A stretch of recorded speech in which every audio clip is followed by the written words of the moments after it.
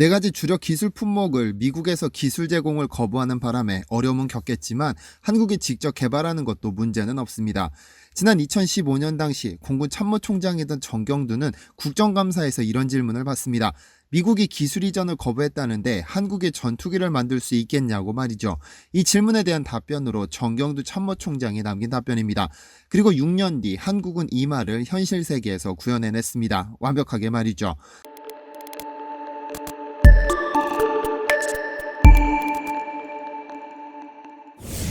안녕하세요, 디스멘털입니다.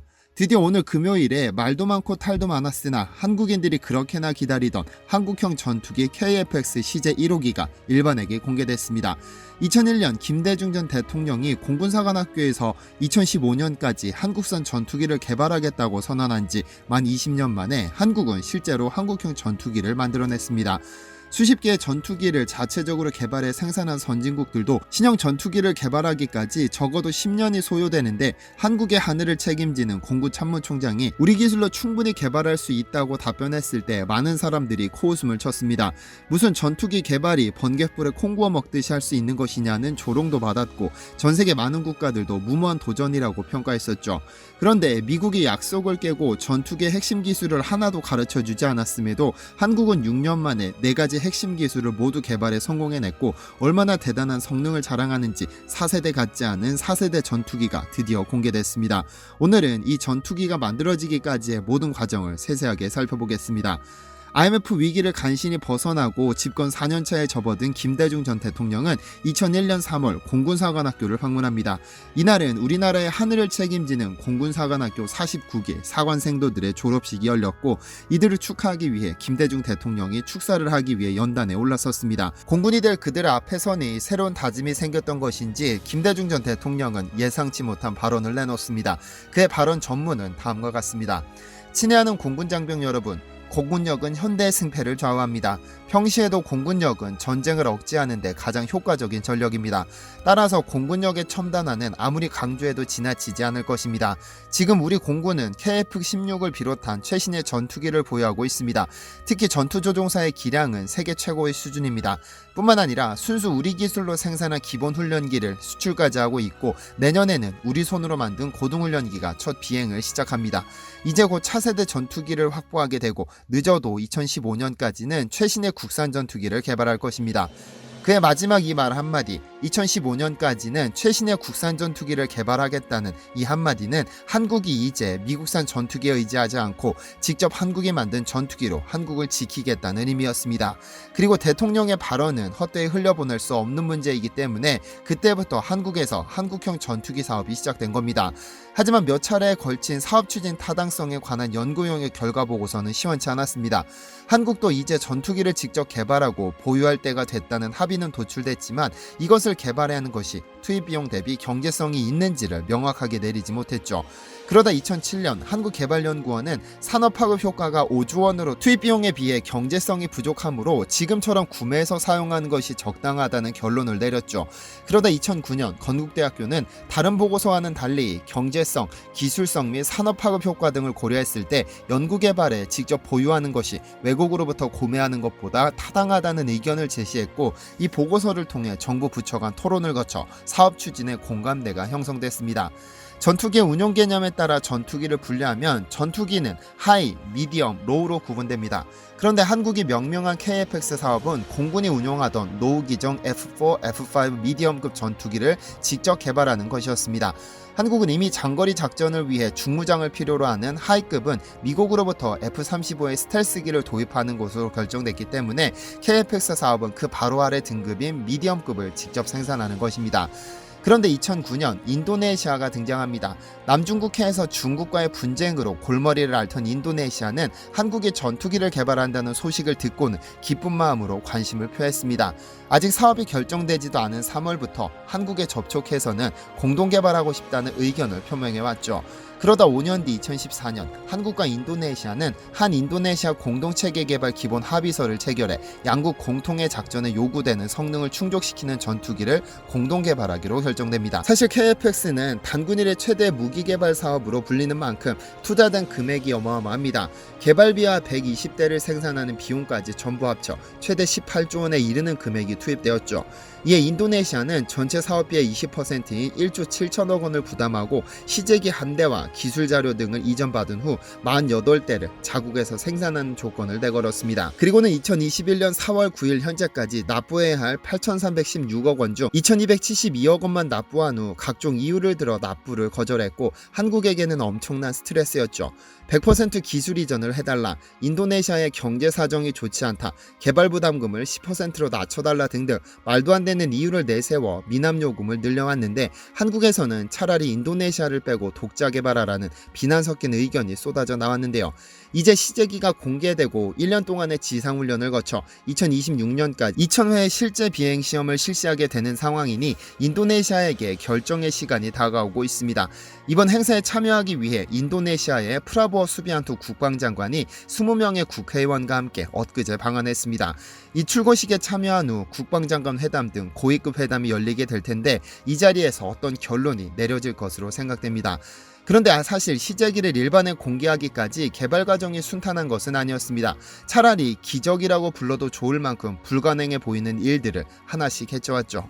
대표적으로 미국의 기술 이전 거부 사건입니다. 한국은 한국형 전투기를 개발하겠다는 목표를 세웠던 바탕에는 미국과의 동맹이 자리하고 있었습니다. 한국은 미국에 가장 가까운 우방국으로서 미국산 무기를 가장 많이 구매하는 국가였으니까요. 실제로 한국은 2006년부터 시작해 미국에게 무기 구매 비용으로 지불한 금액만 무려 40조 원에 달하는데 항공기 분야는 거의 미국에 의존하다시피 했죠. F-35 스텔스기에 7조 4천억 원, 글로벌호크 4대에 8,800억 원, 포세이돈 6대에 1조 9천억 원 등 천문학적인 금액을 미국에 지급해왔습니다.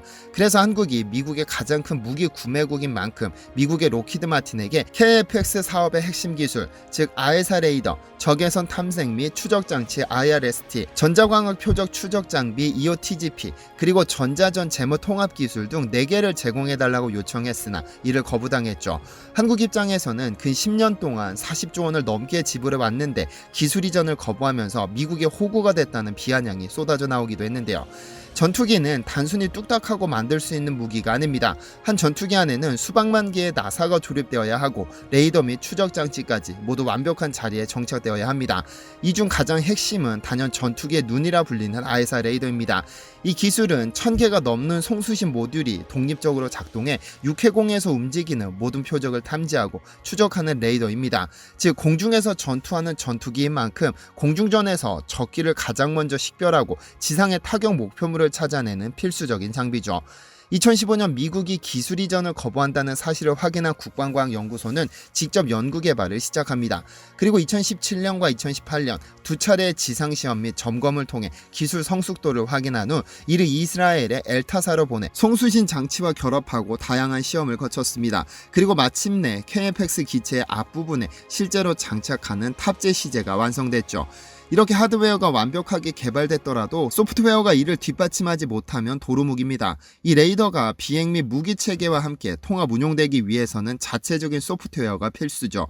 그러다 2020년 하나 시스템은 아에사 레이더 시제품을 출고했고 한 달 뒤 한국항공우주산업에서 시제기 최종 조립 착수 행사가 개최됐습니다. 어쨌든 이런 어려운 과정을 모두 거친 국방과학연구소는 결국 성공해냅니다. 미국의 도움 없이 어려울 것이라는 부정적인 예상을 뒤엎고 결국 성공해 KFX에 탑재됩니다. 이로써 한국은 독자 기술로 아에사 레이더를 개발해 보유한 12번째 국가가 됐죠. 이번에 공개된 시제기는 총 22만 개의 부품과 7,000개의 구조물 그리고 1,200여 종의 튜브 및 배관으로 구성됩니다. 이 전투기는 4세대 전투기이지만 일부 기능에서 5세대 스텔스 기능을 갖추고 있어 4.5세대 전투기로 불리기도 합니다. 현존하는 세계 최강 스텔스기라고 불리는 미국의 F-22 랩터와 비슷해 베이비 랩터라는 별명도 갖고 있죠. 이번 KF-X 사업은 한국이 최초로 생산하는 국산 전투기라는 상징적인 의미를 갖기도 하지만 그 외에도 다양한 의미를 갖습니다. 우선 우리가 원하는 시기에 빠르게 전투기 정비가 가능하고 비용도 크게 줄일 수 있죠. 현재 공군의 주력 전투기 F-16과 F-15는 미국에서 생산된 전투기인 관계로 수령 부품을 확보하지 못해 정상 가동에 어려움을 겪는 경우가 많았습니다. 지난 5년간 수리 부족으로 비행하지 못한 기체 수만 해도 F-15가 535건, F-16이 548건에 달했습니다. 그런데 한국이 자체적으로 전투기를 보유하면 신속한 정비가 가능합니다. 또 한 가지 장점은 KF-X에 탑재되는 미사일과 폭탄 등을 마음대로 한국이 선택할 수 있다는 점입니다. 이제까지는 국산 미사일이 충분히 확보되었음에도 전투기와 연동되지 않아 체계를 통합하는 비용을 수백억 원 이상을 지출해야 했습니다. 일례로 F-15K에 장착되는 유럽의 타우러스 장거리 공대지 미사일을 장착하기 위해 미국에 지불한 돈만 800억 원이 넘는다고 하죠. 뿐만 아니라 KF-X에는 북한의 핵미사일 위협과 일본, 중국, 러시아 등 주변 강국들의 군사적 위협에 대응할 수 있는 한국 고유의 독침 기술이 고스란히 장착됩니다. 국방과학연구소가 개발 중인 초음속 순항미사일, 극초음속 미사일, 장거리 공대지 미사일, 그리고 상승 단계 요격 미사일 등이 있는데요. 국산 초음속 순항미사일은 유사시 KF-X에서 발사되어 중국의 항공모함 및 수상함정을 격침할 수 있고, 극초음속 미사일은 마하 5 이상의 초고속으로 서울 상공을 날아 평양까지 1분 15초 만에 도달할 수 있습니다. 또한 국방과학연구소는 현재 북한이 탄도미사일을 발사하면 상승 단계에서 직접적으로 요격하는 미사일도 개발하고 있는데, 상승 단계에서 미사일을 요격하면 미사일 파편이 국내로 떨어지는 피해를 예방할 수 있죠. 이제 오늘이 지나면 KF-X는 1년 동안의 지상시험, 그리고 5년 동안 2,000회가 넘는 시험 비행을 실시합니다. 이 과정에서 분명 새로운 문제점이 발견될 것이겠지만 미국이 거부했던 4대 핵심 기술을 직접적으로 개발에 성공해낸 만큼 새로운 문제점들도 극복해낼 수 있을 것으로 생각합니다. 시청해주셔서 감사합니다.